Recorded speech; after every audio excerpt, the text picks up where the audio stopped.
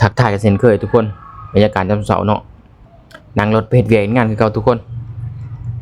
ข้อยสอนหน้างานก็ประมาณ 8:30 นพู้นแหละเพราะว่าเฮาพักอยู่ใกล้เติบเนาะข้อยพักอยู่หลัก4หน้างานข้อยอยู่รัชดาเนาะ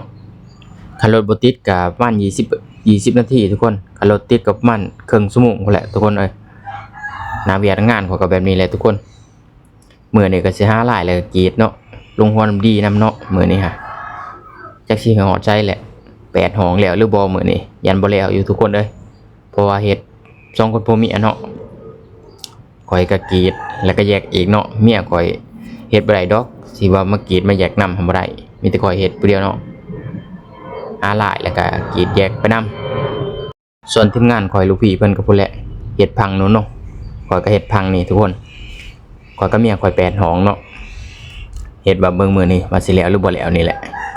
กรีดไงกุ่มๆทุกคนเอ้ยเบิ่งตินี่เพื่อจะได้เงินเข้าแต่ละบาทแต่ละสตางค์ก็ยากทุกคนเอ้ยงานที่ข่อยเฮ็ดทุกๆวันนี่ผู้ใดย่านเปื้อนย่านเป้อเฮ็ดบ่ได้ทุกคนเอ้ยกี่พุ่นไงกุ่มๆเลยนี่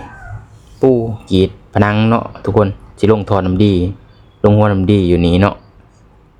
คักเป็นคักเลยพู้นแหละคันสิถามว่าเงินเดือนแพงอยู่บ่ก็บ่แพงดอกทุกคนเอ้ยแต่ก็พอไปพอมาพอเฮ็ดอยู่บ่เฮ็ดจะได้เฮามักเวียกมักงานแบบนี้เนาะจังซี่แหละก็จังว่าอันนั้นเวียกงานที่ข่อยเฮ็ดนี่มันเหมาะสมกับวัยรุ่นเนาะผู้หญิงผู้หญิงก็เฮ็ดบ่ได้ทุกคน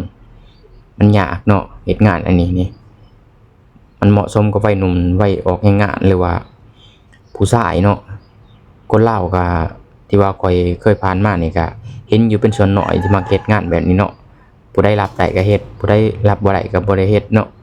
แบบว่าเฮ็ดงานแบบว่างานลงของโรงงานไปดีกว่าทุกคนเอ้ยจังซี่แหละสภาพ